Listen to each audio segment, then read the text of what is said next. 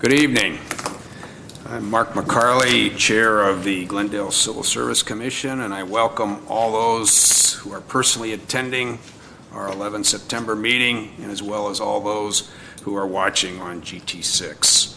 And because this is September 11th, I think we should all acknowledge and recall the events of that day, the tragedy that befell our country, and the sacrifices made by first responders in New York.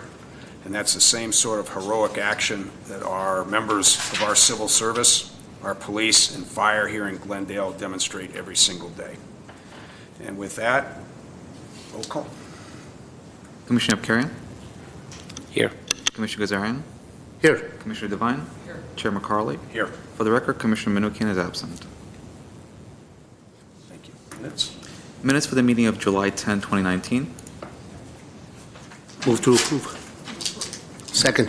And we've had attendance, all those. Call for the question. Commissioner Abkarian? Abstain. Commissioner Gazarian? Yes. Commissioner Devine? Yes.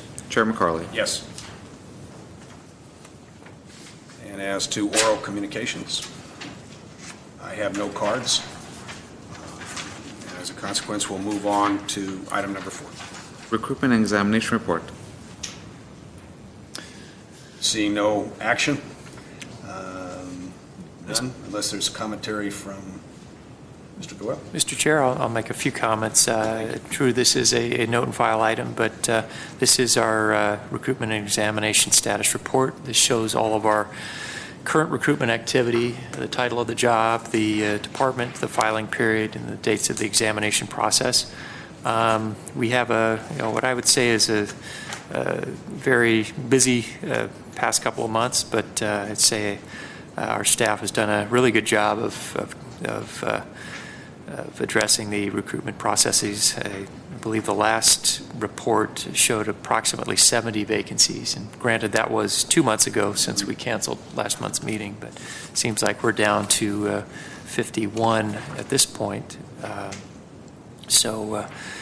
Anyway, this if there's any questions you have on any of these items, I'd be happy to try and answer them. Otherwise, it's a note and file. I'll take it from there. Fellow commissioners? Okay, with no comments, we'll move to agenda item 5. Eligible list established. Mr. Chair, members of the Commission, this item are the eligible lists that have been established since our last meeting in July.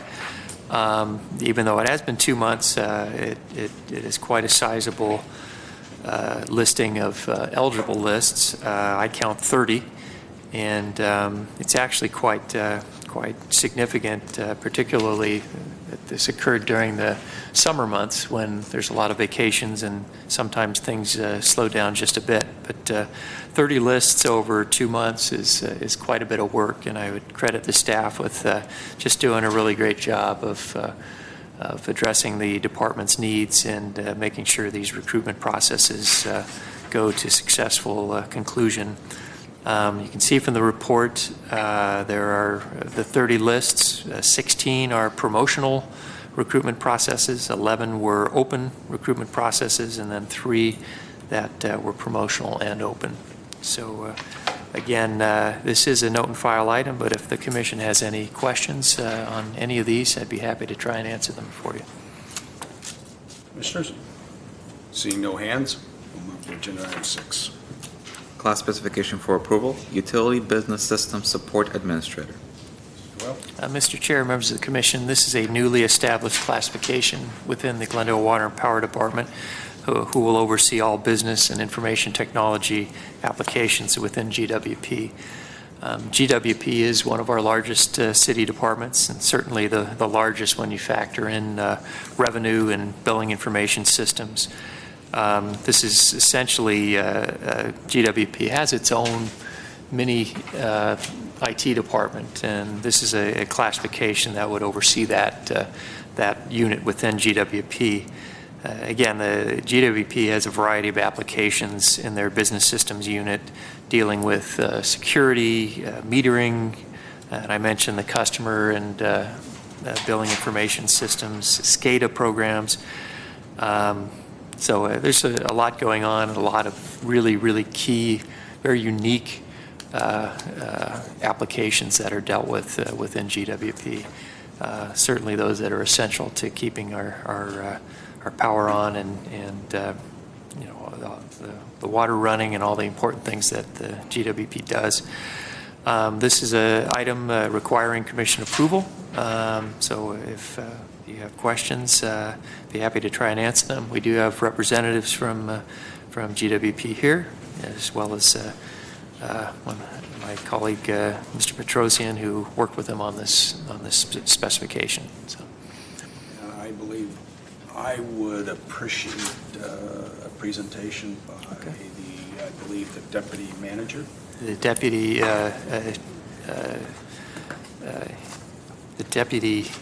general manager. Deputy general manager. This is Craig Keenan. Yes, I'm Craig Keenan, Deputy General Manager, Business Systems for Glendale Water and Power.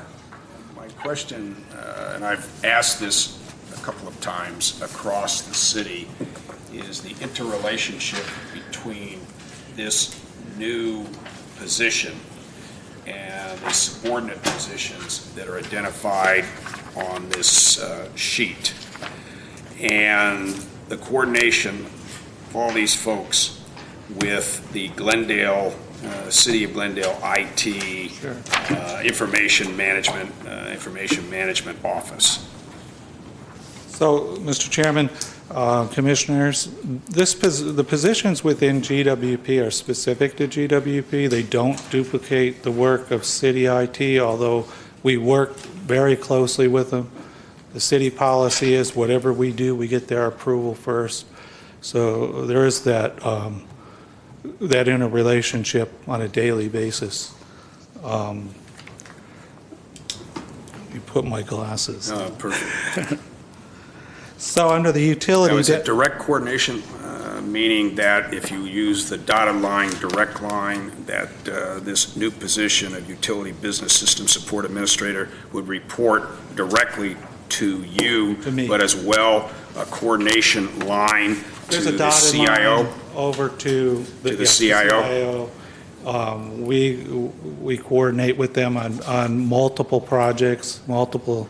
Now, does the CIO have somebody detailed as specifically to water and power? We work with There's the somebody, various. is there not, who has sort of the resident expertise? They have somebody in applications, so if we're dealing with the software applications, we go to that person. If it's infrastructure, that's Eric Brom. We work with Eric Brom, and it's at that level that we coordinate.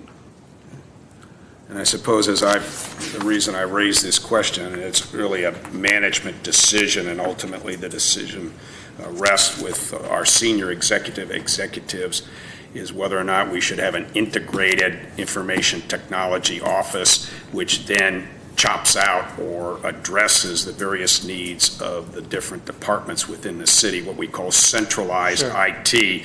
And you're familiar with that concept. It is used in a variety of both municipal and corporate Yes. situations. Yes.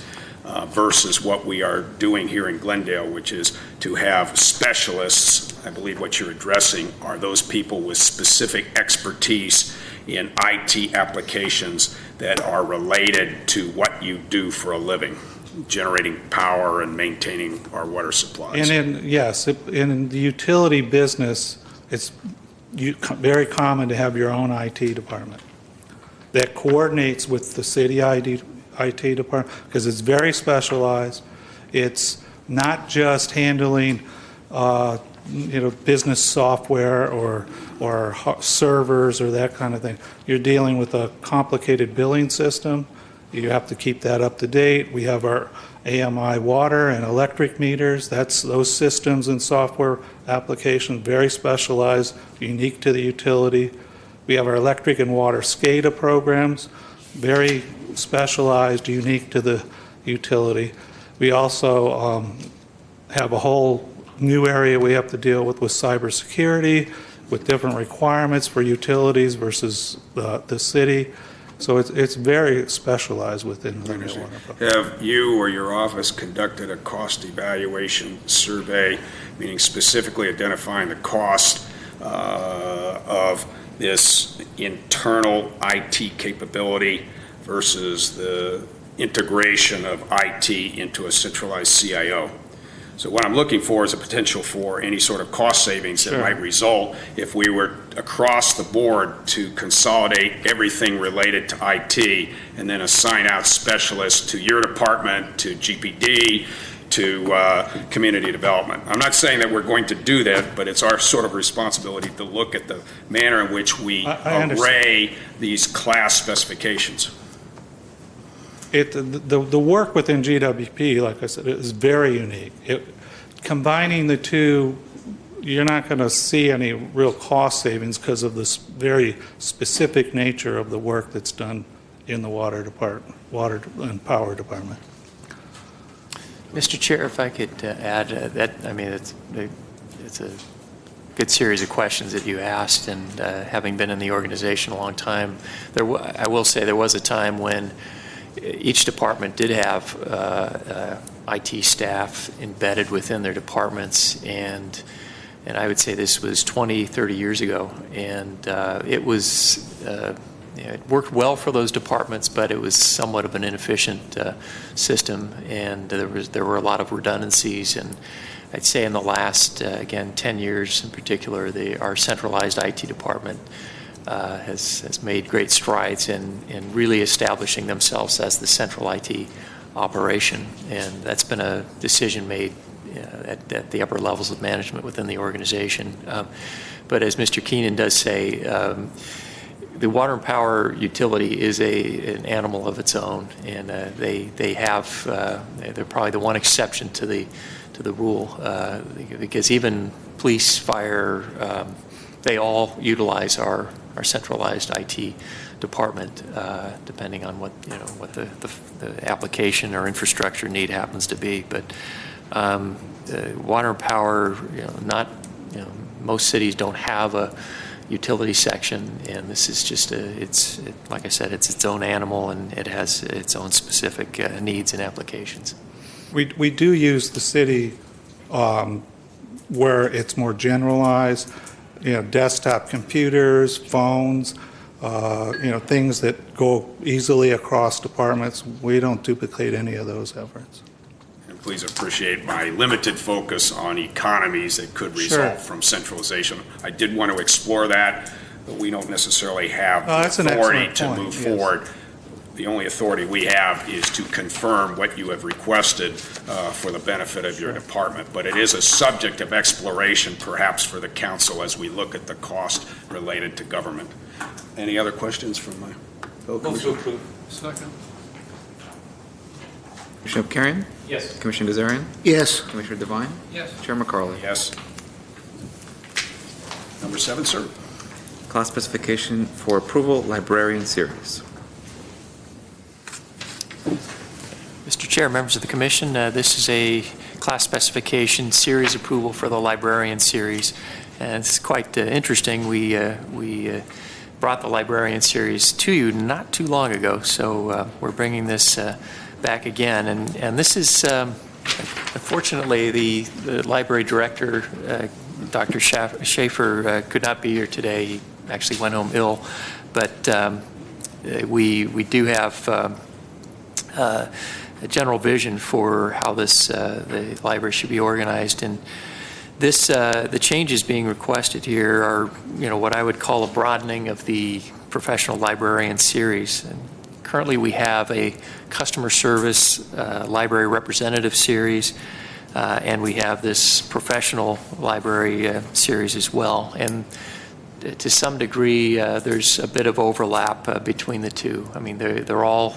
Both series are embedded within each of the libraries. They all do some degree of reference work and customer service assistance to the library patrons.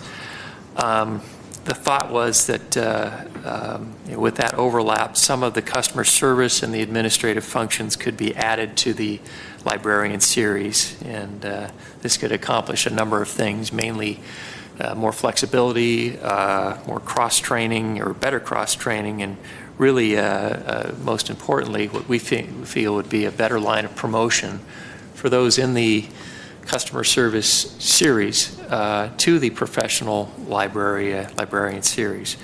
It would provide an avenue for somebody who is a really outstanding customer service library representative who might have an interest in going back to school and getting their library degree, an entree into this series, and ultimately to becoming a librarian and a library supervisor and all the way up the chain. So that's more or less what the recommendations are for in this revision to the series. If you have questions, I'd be happy to try and answer them. And in place of Mr. Schaefer, we have Hala Shanuda, who's a principal library arts and culture administrator. I would be honored if she could come forward. If any of us have questions, I look to my fellow commissioners. I do have one. Welcome. Thank you. And for my understanding, we have an org chart in front of us. Mm-hmm. I'm not sure if that is the organization chart prior to or before we move ahead, if we should so approve the new classification series. And it does have toward the bottom, do you have that org chart in front of you, ma'am? Yes. Thank you. Senior Customer Service Rep and Customer Service Library Rep. Now, will those positions continue within the organizational hierarchy of the library once we move forward with this? Good evening, Mr. Chair. Pardon me? Good evening, Mr. Chair. Oh, thank you. That's fine. I should have, well, I believe I said good evening, but if I didn't, how are you? I'm good. So the goal is once, if this were to get approved, we do want to move into a track of going from customer service assistant to library assistant, and the library assistant position would absorb, all of the functions that were served by the senior CSLR and CSLR positions.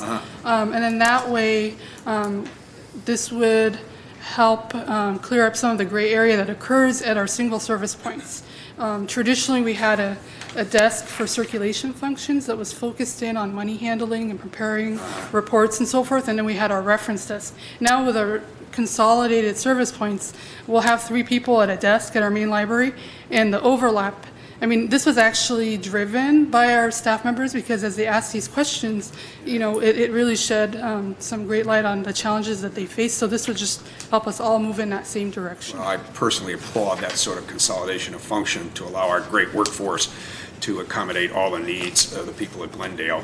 And that way you don't have to have that sort of stovepiped situation where one person can only perform one function, but rather you have multiple highly skilled people with no loss of employment, highly skilled individuals who can handle a multiplicity of tasks. That is a movement ahead. Thank you. We're really, really excited to hopefully move forward with it. Thank you so much. I have one question real quick while you're standing up here. I'm just trying to figure out, it says knowledge of basic mathematics, including ability to figure discounts and percentages.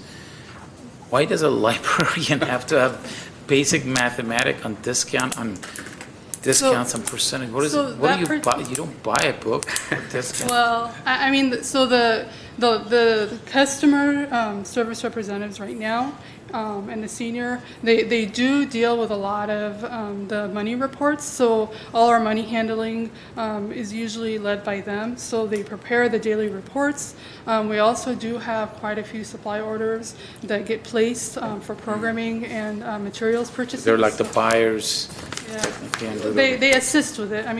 It's a team effort. So they might start some of the supply orders and then the manager will approve it. I'm going to risk a bit of humor, but lawyers are always in great fear and trepidation of arithmetic and mathematics. That's why we chose this soft career of law versus something more substantive like engineering. Thank you, Mr. All right. Second. Commissioner Karen, Yes. Commissioner Gazarian, Yes. Commissioner Devine. Yes. Chair McCarley. Yes. Number 8, please. Job bulletin for approval, Senior Project Manager. Mr. Chair, members of the commission, this is a job bulletin, not a specification. Job bulletin for approval for senior project manager within our Public Works Department. As I've said before, not all of our bulletins require commission approval. One of the instances where commission approval is required is when a department seeks to take a position that was recruited for on a promotional basis and wants to make it open. And that's the case here, as this position was previously recruited for promotionally. The department is seeking an open recruitment essentially for a broader candidate pool. The report indicates that we do not believe that there's a sufficient number of internal candidates to warrant a promotional-only process. And if you read the job description and the requirements and the minimum requirements, this really is a very key, important position. It's supervisory in nature, and it requires really some extensive experience in construction management of capital improvement projects, which is a lot of what this particular work unit within Public Works deals with. So with that, it's our request that this open bulletin be approved by the commission. Again, if you have questions, I'd be happy to try and answer them. I do have a representative from Public Works, Kevin Todd, who is our assistant director overseeing the facilities and in this particular section. So, Move to approve. Second. Commissioner Alkarian? Yes. Commissioner Gazarian? Yes. Commissioner Devine? Yes. Chair McCarley? Yes. Number 9. Adoption of resolution, report on unclassified status proposal for Community Development Department, Housing Section, Administrative Assistant position. And I understand, Mr. Doyle, we have explored this subject either in our June meeting, July meeting. We had a representative who gave us a thorough explanation of the reasons, the necessity for the use of an unclassified position within the Community Development Department. That's correct, Mr. Chair, and this item is the same, essentially the same as what came to you in June. It was June, where the positions that the department is preparing to recruit for, dealing with the within community development, dealing with the housing subsidy program. There was a series of, I believe it was 4 or 5 positions that we're recommending be done on an unclassified basis, and this is not to undo any of that, but rather to substitute one of the positions that was sought to make unclassified at the June meeting. Substitute administrative associate and make that an administrative assistant, which is it's a very comparable position. It's one level below, but I believe we have a list for administrative assistant available, and we'd like to utilize that list, and it'd be in order to fill this position. I'll say it again, we don't have many positions that we come to you to declare unclassified. It's not something we want to do. We'd like all of our positions to be within the civil service system, but there are a variety of reasons in this in this case, it's the housing subsidy program that we're not certain that this would be a permanent, ongoing program into the future. And we have Peter Zovac from the department. He's the assistant director for community development, overseeing housing. He'd probably be able to answer any specific questions you have on that. Thank you. And I think from a commentary standpoint, one question that I put at the June meeting was a source of funding, because the funding also drives the reason for the non-classification, meaning a lot of this is federal money that might dry up at any particular moment, and it would expose our employee to, there was an instance of, it is a position always in jeopardy. But with that, we did see a notation from GCEA. Do we have a GCEA representative here tonight? because perhaps the most important clause in the explanation provided to us is that GCEA has been given an opportunity to review the proposal. Because anytime we have instances in which an employee serving with our community is within an unclassified position, that is kind of important to me. Mr. Chair, we do have a GCA representative here. Is she willing to say, yes, we went forward with it? That's all I need to know. That's up to her. And Yes, it's certainly. Yes, ma'am. Oh. Hello. Didn't see you that far back. I have to improve my glasses. How are you, Al? My name is Alice Hamraj-Bayan. I'm a part of GCA. I'm a director there. We have no concern. Thank you. Thank you very, very much.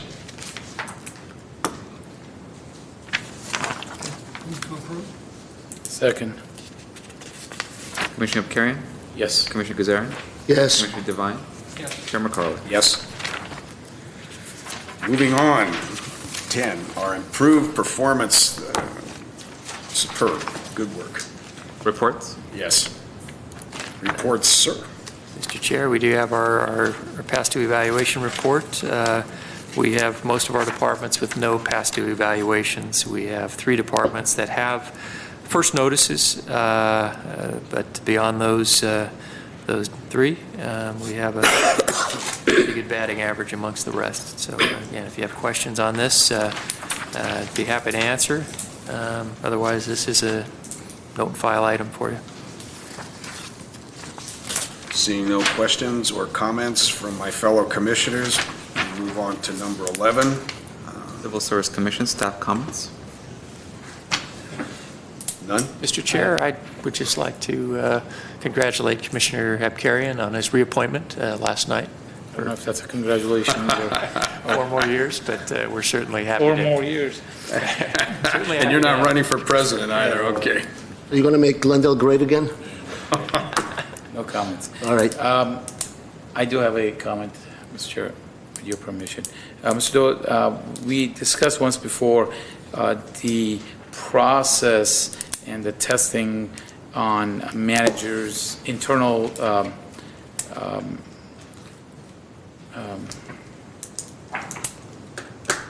you have an internal interview panel. panels. Okay. Sorry, my brain sometimes goes away. It just came back. Internal interview panel, and what the process is, what questions are asked, how people are rated. We talked about bringing that. Could we have that maybe next time when we meet here? Mr. Chair, Commissioner Abkarian, I will look at our staff resources, see what we can do, but we can try for October. But if November would be acceptable to the commission, I would. I mean, that's appreciate okay. that. I just asked for it a couple months ago, 2-3 months ago, and I just wanted to just remind it so we don't forget that we need to do that report. So if you want to do it instead of October, November, I don't have any issues with that. Yeah, I prefer that it's not in October. I will be out of the country. I will not be. Okay, so attending the November, meeting. so I Well, that makes it 100% will agree for it to be in November, so and, Mr. Kazarian must be here when we have that. And I wanted to just address a commentary. Commissioner Abkarian, would that be a written report, or are you satisfied with questions put to whatever representative, the post, so to speak, the person most knowledgeable in response? Well, I would think that there would be some kind of a report, because I want to see what questions are asked and how do they actually rate someone? You know, what is the rating process? I mean, this is a general enough questions that goes onto the civil service preview. And I want to just see, okay, internal panel comes in, somebody is sitting in front of them, what are the questions, well, not the questions asked, but how do they do a review of, let's say, a lieutenant's position in the police department? How do they do that? So maybe somebody could give some kind of an example and go through the process. How are they chosen? What it goes through? What questions are asked? How are they rated? So this way, then we get a general idea as to, you know, when we say, let's do an internal panel, then we know what we're talking about.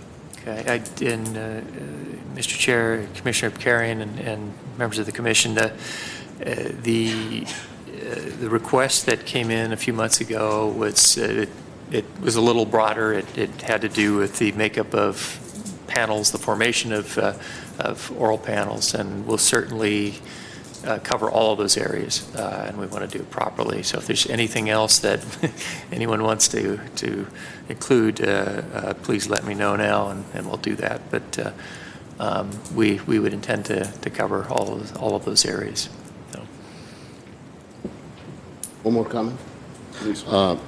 First, I want to share the sentiments of the chair as to what today represents. It's been 18 years, and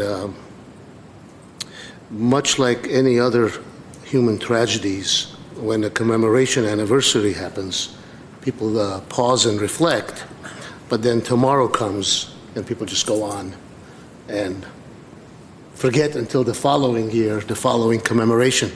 I just want to say that though cruelty to mankind stands alone over the course of history, day in and day out, there are many injustices that take place that public servants, whether they be members of a police department, fire department, rescue missions, or just individuals who serve in public service, give of themselves so that we live the life that we live.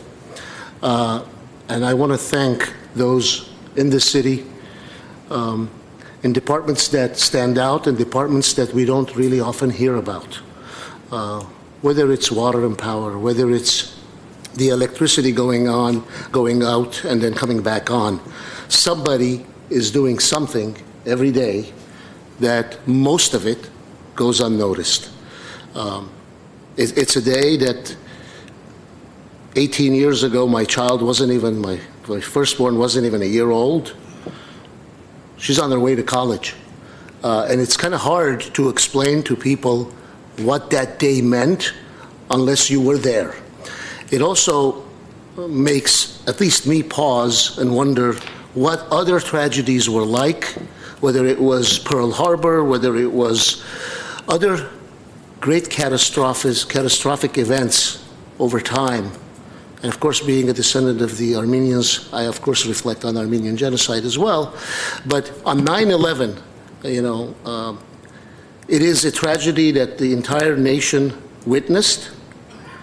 And though our new generation did not witness it, I think it's imperative that today, all of us at least take a moment to speak to those who were not born or who were not old enough to know how horrific that day was, but also take another moment to say thank you if we come across, or we can send a text or make a call to someone who's out there today on the line of duty, whatever that duty is, doing his or her small part, so that myself and the rest of us are here, and others are in their homes, and others are out in public parks, enjoying that great gift of life, liberty, and pursuit of happiness that is called America. Thank you.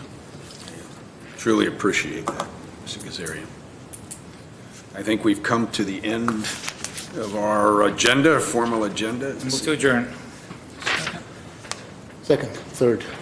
I think we have consensus here, and thank you all for attending and participating, and we will see you all next month.